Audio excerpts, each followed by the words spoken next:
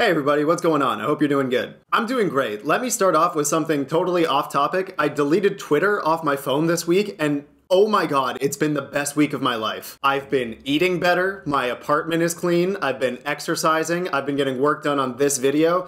It turns out that there's so much time in a day when you're not spending 12 hours of it doom scrolling and feeding your anxiety. Hot tip, get rid of the Twitter app. It is literally the one step that will improve every aspect of your life. If there's one lesson that Looney Tunes taught me, it's that the one thing you can do to bring you to enlightenment and get off the path of masochistic self-destruction is kill a bird. Speaking of things that are toxic, my topic for this week's video is toxic positivity and hustle culture and how it relates to Max Weber's theories around the Protestant work ethic and the spirit of capitalism. So first off, what is toxic positivity? Positivity is a good thing, right? So how can it be toxic? It sounds like an oxymoron, like a jumbo shrimp or a good country song or a cool landlord. Oh buddy, it exists. She thinks my tractor's sexy. Toxic positivity is basically the idea that if you simply maintain a positive attitude and work hard, your problems will go away. Which is ridiculous. The only way to make all your problems go away is to delete Twitter. Pull out your phone right now, press and hold the bird, and drag it into the garbage. I'm not joking. And look, hard work and an optimistic outlook can work wonders. Overall, it's a good thing. What do you think is keeping this YouTube channel going? This thing is held together with dreams, anxiety, and painter's tape at this point. But once I reach 1,000 subscribers, we're looking at upgrading to electrical tape. But when you take your positivity too far and you start arguing with people that any situation you find yourself in, no matter how dire, could be reversed if you just think happy thoughts, it really starts to sound like victim blaming. And you can see that a lot in social media ventures dedicated to hustle culture. I've collected some examples of what I'm talking about to show you what I mean, so let's get into it. The first few examples I've pulled are from Twitter, because of course they are. My friend saved 90K from his job and started his business with 50K of it. That was 6 years ago. In 2020, he generated 20 mil in revenue. I watched him start from his basement to having his own office building. I don't want to hear no excuses. Wow, that is some hustle. Saving up 90,000 from work that you can invest in your own ventures, definitely something that everyone is able to do, no questions asked. I can't think of anything that would get in the way of that. And then turning that 90,000 into a $20 million annual revenue in 6 years, for sure a true story, and really, shame on all of us for not doing the same. Guys, why don't you just multiply your money by 200 times? If you just decide to do it, then you can do it. Like how this guy's friend did, for real. All facts, no cap. So surely the man who carries this knowledge is able to put it into practice, right? Are you doing the same? I'm in a totally different industry, and I don't need to do that to attain my goals. This man really pulled the, I can do that, but I don't wanna. You know you got caught with a bad take when you're resorting to grade 4 level debate strategies? I don't want $20 million and to be my own boss. You should be doing that, no excuses, but that's not my goals, okay? I'm a gym teacher by day and a Taoist monk by night. I feed off of good vibes and the rhythm of the universe, and I don't need money to be happy. Unlike some people, I don't need to debase myself to reach my goals. No excuses. Except my excuses. I got whiplash from the cognitive dissonance right now. I'm only blank because I don't have enough money is just another excuse for why you're not making it happen. Money is not the obstacle, it's your fear. Your ability to stay stagnant and be okay with that. Or your ability to feel comfortable with complaining instead of growing. Yeah guys, if you don't have enough money, it just means you're chicken. You should be making it happen. Oh, you want a PS5? You want a Lamborghini? You want to adopt a child, but you don't have enough money? Make it happen. Stop complaining, start growing. Steal that console, steal that car, steal that baby. You're not hustling unless you're breaking into the Best Buy, committing crimes, and stealing babies. All jokes aside, I would love to know what the logic is behind those last two posts. Like, what is the solution that they would like to propose? Like, say your problem is you have a job with no benefits and you need medicine and you can't afford it. They seem to think the solution is to get more money and to achieve that by changing your mindset and being less afraid. You can't just change your income status with vibes. You need to go through some sort of economic mechanism to do that. Hey boss, I want a raise. It's not in the budget. Come on, I need this. All right, what do you bring to this company? My vibes have been really good lately. I haven't been scared of anything, like the clients, for example. I've been super mean to them. I told James from HR to go f himself, and I embezzled $90,000 from the company into my own bank account so I could start an app that reduces the loneliness of old age by connecting retirees to multi-level marketing salesmen. There probably is a market for that, isn't there? I'm banking on it. I really like how your thinking isn't in line with reality or practicality at all. Reckless ambition with no regard for human life is exactly the type of thing we like to see around here. At the government. Yeah, that's right, we work at the government. Uh-huh, and congratulations, because you've just been promoted to the head of the government. Oh, that's some spicy social commentary right there. Yeah, Aaron Sorkin wishes he could make something as hard-hitting as this sketch. If they put a 100 mil and a book on how to make a 100 mil on a table in front of me, I'm taking the book. The real understand key. Why wouldn't you just take that 100 million and turn it into a $20 billion annual revenue within 6 years? Stupid. I've also found that if you just go on Instagram and search #hustle, you get some hilarious toxic positivity results. So, you just got home. The middle class eat snacks, watch Netflix, beat their meat, drink alcohol, complain about life, and in bed all night. The future rich consult to-do list, work out, read books, side hustle, meditate, and eat healthy. Guys, I cannot stress this enough. Literally all of your free time needs to be spent generating profit for your superiors under capitalism. Do not eat a snack, do not beat your meat, do not pass go, do not collect $200. When you're not working at your day job, you should be working on your side hustle. I want to see you working 9 to 5, Uber 5 to 9, and then working out 12 hours straight, 9 p.m. to 9 a.m. so you can start it all over again. I'm talking 24/7 hustling. If you're in bed all night, getting a good night's sleep, getting rested so you can do your best work in the morning, that's some middle class nonsense. Also, I love the distinction between watching Netflix and reading books. It's 2021. We understand that the same information can be transmitted multiple ways, right? You can watch a movie or you can read a book. One is not better than the other, but both are better than beating your meat. That's sinful. Boy, I gotta make some life changes. I'm never gonna be future rich the way things are going. Because I eat too many snacks. What did you think? Now that we've sort of got a grip on the outlook I'm describing, at this point I want to switch to talking about Max Weber. Weber was a German theorist born in 1864. Today he's known as one of the fathers of sociology along with Emil Durkheim, but he saw himself as a historian. Just like Durkheim, his adulthood came right around the end of the Industrial Revolution, and a lot of his writing had to do with the rapid social change that happened because of it. His mother was a strict Calvinist, and his father was described in one textbook as a man who enjoyed earthly pleasures.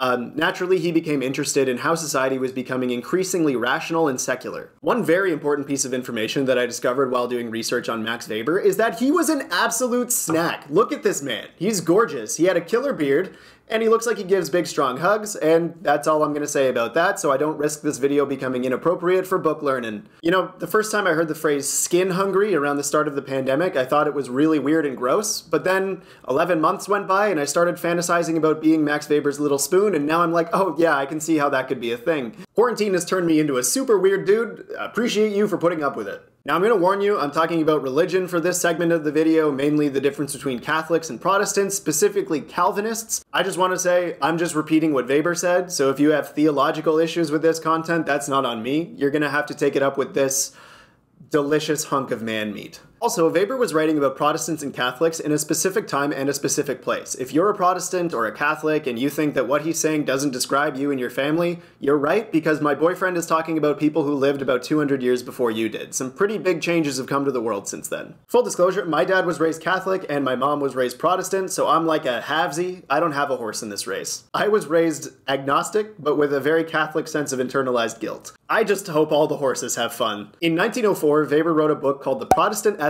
and the Spirit of Capitalism. Today it's considered one of the foundational sociological texts. The book was Weber's attempt to explain why the most advanced rationalized forms of capitalism arose in places in the US and Europe that were mostly Protestant. He observed that in Europe, in the industrializing world, Catholics were more likely to become journeymen and master craftsmen, while Protestants were more likely to work in factories and rise through the ranks of management. And he wanted to know why, so he started looking for the differences in what these respective religions taught their people. Being that his mother was a Calvinist, he specifically dialed in on the writings of a famous Calvinist, Benjamin Franklin. He saw that in a lot of Franklin's writing and in popular capitalist discourse in general, there was this odd idea that working and accumulating wealth was a virtue unto itself. He shared this anecdote from Ben Franklin that's a little janky in today's terms, so I'm not going to read it out directly, but essentially the idea is that prudent and honest men don't waste their money. If you spend 5 shillings a day on frivolous, petty purchases, then you're being a bad boy. Basically, in today's terms, he's saying if you buy a coffee every day rather than making it at home, you're wasting your money, and that's a sign of poor moral character. And to Weber, that's really weird. Why is accumulating wealth the end and not the means? Like, Money should be a tool that you use to make yourself comfortable and happy and live the life that you want to live. It shouldn't be the goal of your life, and it definitely shouldn't be the measuring stick for how good of a person you are. He saw that as really strange and went as far as to say that people from earlier eras would have seen that as the lowest sort of avarice and as an attitude entirely lacking in self-respect. He called this idea the Spirit of Capitalism. And you can still see that idea floating around today in the types of posts we've been talking about. Like, look at this one. When your goals are more important than a party, welcome to the 1% Club. Yeah, everybody, don't go to parties, work on your goals, like breeding giant jungle cats and bears and then domesticating them and then walking around in a summer dress in the mountains with them. This is an older method of joining the 1% Club that involves becoming a folk legend that the townspeople pay tithes and tributes to so as not to incur your wrath, and as long as their sacrifices please you, you allow them to live in peace. Still more ethical than what Bezos is doing. Your income is not the problem, your spending habits are. This post comes to us from The Market Hustle, which of course is a division of the Avocado Toast School of Economics. You're not being overworked and underpaid by a system designed to systematically maximize your productivity at the expense of your quality of life. You're spending too much at brunch, you dummy. Weber connected the spirit of capitalism to Calvinism through the ideas of predestination and asceticism. Predestination means that everyone is going to either heaven or hell after they die, and that was decided by God before you were born. It's all part of God's plan. You can't ever know which group you belong to, and there is nothing you can do to change it. Within any church that preaches predestination, Weber says they always run into the problem that people really want to know whether they're going to heaven. So the church formed two principal pieces of advice. One, it is your duty to consider yourself one of the chosen people, also known as the electi. You are so devoted in your faith that you must be a member of the electi, and if you ever experience any doubt, that's the devil trying to trick you. The other piece of advice is that the best way to attain that absolute level of confidence is to throw yourself into intense worldly activity. It and it alone disperses religious doubts and gives the certainty of grace. So under this doctrine, the more intensely you work, the more heavenly and pure you are. You should always prioritize work over pleasure so you don't give in to temptation and get distracted from your religious calling. This is called asceticism. As the world was industrializing, this mindset became incredibly advantageous to factory owners who needed workers who would prioritize their output over their own happiness and quality of life. Now we're getting to the main point of this video. Weber said that asceticism looked upon the pursuit of wealth as an end in itself as highly reprehensible, but the attainment of it as a fruit of labor in a calling was a sign of God's blessing. If you have a calling and you use it to accumulate wealth, that means you're a superior person in the eyes of God.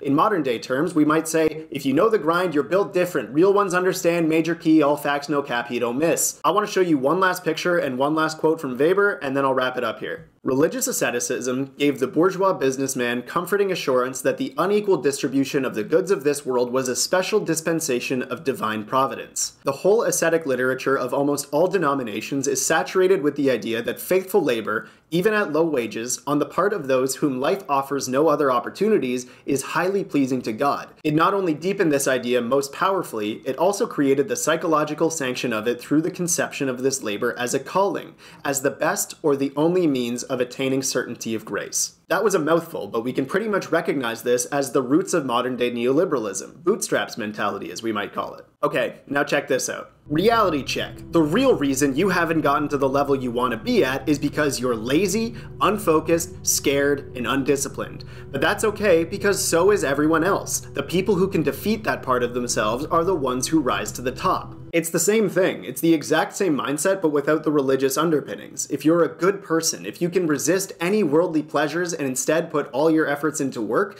then you will rise to the top because you've defeated this negative, evil part of yourself. Also a picture of Ryan Reynolds for some reason. Look, at the end of the day, the way the world is structured, the world we were born into, some people are economically successful and some are not. There are a lot of factors that go into it, and in my own personal political opinion, we should be doing what we can to remove barriers and reduce gaps in wealth, but that means approaching these problems in good faith. Working hard is good. Contributing to society is good. There's plenty of stories about people who have overcome adversity through nothing but sheer determination and made it big. That's inspiring and awesome.